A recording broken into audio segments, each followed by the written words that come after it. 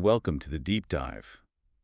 Today we're tackling a really profoundly human experience, the intense pain of grief. It's a tough one. Yeah. And our aim isn't, quick fixes.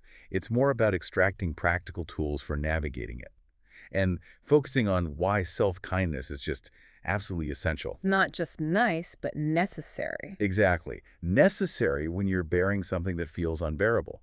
So whether you're going through this now or maybe supporting someone who is, we want to offer some honest insights. Sort of get behind the usual platitudes. Right, into what early grief truly feels like. And what immediately jumps out from our sources is just the sheer force of early grief. That feeling that it will never end, the shock of waking up and realizing, oh, it's real, it's still real. And that feeling of being disconnected, like the world outside is just carrying on. While yours has stopped. Yeah. The material we looked at, it really emphasizes those thoughts, like, wow, I'm still here.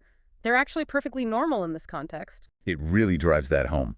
And the core challenge that comes up again and again is, well, how do you keep going? How do you survive when the future just feels blank, meaningless? When your compass is shattered, basically, how do you navigate that kind of pain? Precisely. And this brings us to a really critical point the sources make. There's a big difference between not wanting to be alive and actively wanting to die. Okay, yeah. Let's unpack that. The feeling of wishing you hadn't woken up, that, still here thought, that's incredibly common in grief. But it's crucial to understand it's not the same as active suicidal ideation. That distinction feels so important. The source material talks about this almost reckless feeling that can bubble up. Yeah, kind of disregard for your own safety. Right, like you're daring the universe. It's not actively wanting to hurt yourself, but more like an indifference. Does that make sense? Total indifference to self-preservation. And as the sources point out, that's when those well-meaning comments about, oh, it'll get better, or think about the future, they just fall flat. Completely flat. They feel irrelevant. Because in that deep early grief, what keeps you going isn't some far-off hope. Our sources are clear on this. It's not about finding some grand new purpose right then. No. It's often just about surviving the next 10 minutes, maybe the next hour. So what can actually drive you then? The sources offer some really powerful, very human insights. One that really struck me was this idea of not wanting to create another me. The author talks about being on the road, feeling reckless, and realizing the only thing stopping them wasn't some sudden urge to live, but the thought of causing another accident, of inflicting that same pain on someone else. Making another grieving widow in that example is profound, isn't it? A very human motivator. It really is. And the sources also talk about the strength people find in, like, mutual support packs. Tell me more. Well, the author had this commitment with someone else going through a similar loss. Basically, we stay alive, not for some big future, but for each other, right now. Knowing they were each other's lifeline, that shared burden, that promise, it became this incredibly powerful anchor. And that just highlights how important it is, doesn't it, to have someone you can be absolutely brutally honest with about these feelings, this disinterest in surviving. Just saying it out loud. Voicing that truth, the sources suggest, can actually release some of that immense pressure building up inside. It can. But, and this is a really vital point, the sources are crystal clear if those thoughts do start to shift. If they move towards actively wanting to harm yourself. Then you need help. Absolutely. Reaching out for help is crucial. Like that example with Dan and the piano. There's a spectrum of feelings, right? And when it crosses that line into active suicidal ideation, professional support is essential. And it is available. Okay, so shifting then to how we actually navigate the pain itself. The sources point out this stark difference. For physical pain, we've got painkillers, therapies, a whole pharmacopoeia, yeah. Right. But for grief, it often feels like, well, you're just supposed to tough it out, endure it. And in a way, the sources argue that the answer is actually in that feeling, in the endurance, maybe. They introduce this Buddhist concept, upekkha. Upekkha, okay. It basically means equanimity, bearing witness to your pain with calm attention, acknowledging what you can't change. So it's not about being numb or pretending it doesn't hurt. No, not at all. It's about staying emotionally open, being present with the pain, clearly and calmly. So turning towards it, not running away. That feels counterintuitive. It does. But the sources call this a key insight. The answer to the pain is somehow in the pain itself. There's that E.E. Cummings quote mentioned too, isn't there? Something about the wound. Yeah. Healing of the wound is to be sought in the blood of the wound itself. It suggests that by allowing the pain to just be, by giving it space and attention, it can actually change. There's real power in just witnessing it without judgment. Okay, witnessing it. And the sources talk about needing to find places for this. Yes. Both literal places, like maybe somewhere quiet in nature, and internal places, somewhere grief is allowed to be fully present, where it can sort of stretch out, take up all the space it needs. Without being judged or needing to be fixed. Exactly. It connects to that human instinct people often have during grief to seek out big, expansive landscapes, like the ocean or the mountains. Places that feel big enough to hold it all. Precisely. That image of pain needing room to unfold.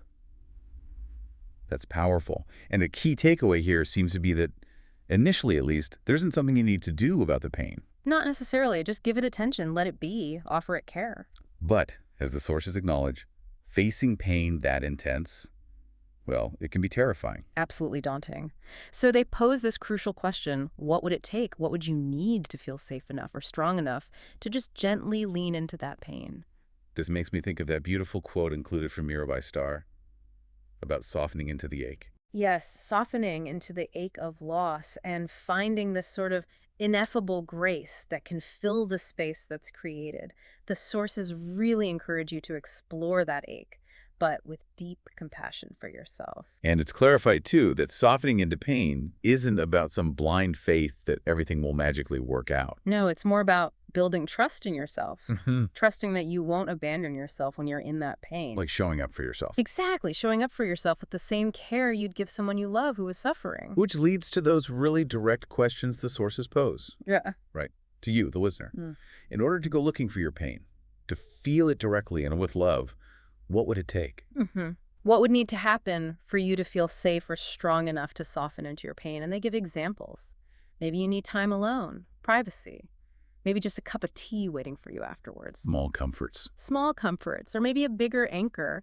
And Kate Suddy's quote really hits this home, that idea of leaning into the wreckage. Revisiting everything, even the good memories that hurt now. Yeah, leaning in, reliving it, and then unexpectedly finding this sense of fearlessness on the other side. Like, what more can this possibly take from me? Wow. Okay, so building on that, the sources talk about the heavy lifting involved in figuring out what you need, what helps you feel supported or companioned in that pain. Right, it's work. It takes energy you might not feel you have.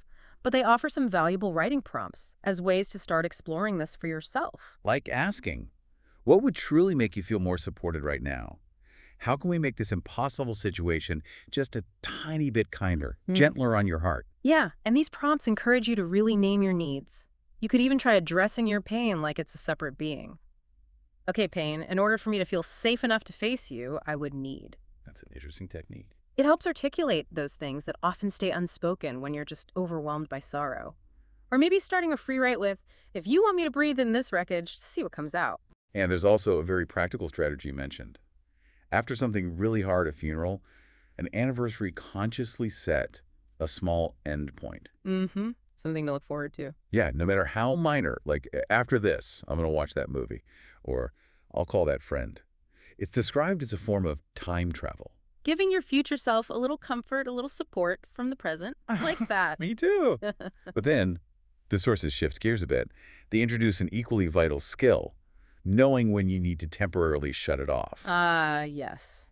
When feeling it fully just isn't safe or possible, like when you have to go to work, or you're driving, or you're around people who just wouldn't understand. Right. And the material is clear. Yeah. This isn't about long-term denial. That doesn't work. No. This is a momentary kindness, a necessary act of self-preservation sometimes. There's that personal story shared in the sources about the author being unexpectedly ambushed by Valentine's Day decorations everywhere. Oh, yes. In the grocery store, feeling completely overwhelmed, triggered. Exactly. And needing a way to just cope in that moment. And the grounding exercise described there is so practical. When your inner world feels like it's imploding, shift your focus entirely to the external, tangible world. Name things you see. Yeah.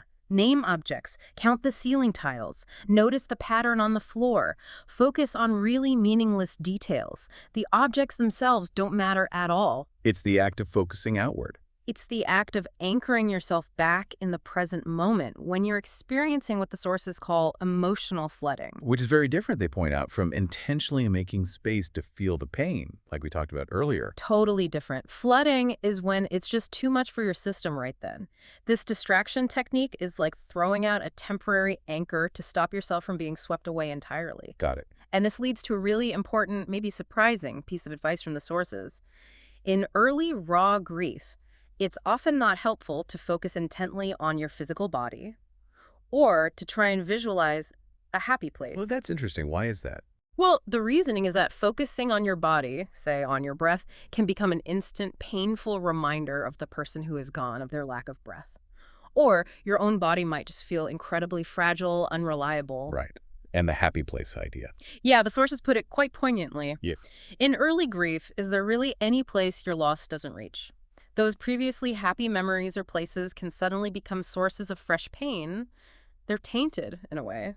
That makes a lot of sense, actually. So the advice is, in those moments of overwhelm, turn your attention outwards to benign, repetitive things outside yourself. Things that don't carry emotional weight. Exactly. Things that can just ground you in the present without triggering more pain. Okay. And this all seems to lead back to, well, what the sources really emphasize is the absolute core of surviving intense grief, which is showing kindness to yourself. Yes. Fundamentally, the material is very clear.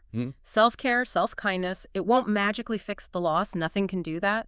But it is absolutely what you deserve for enduring something so profoundly painful. And the sources acknowledge how hard that can be. Self-kindness. Especially if you feel you don't deserve it, or if you find yourself being way harsher on yourself than you'd ever be on anyone else. That inner critic can be loud in grief. So loud.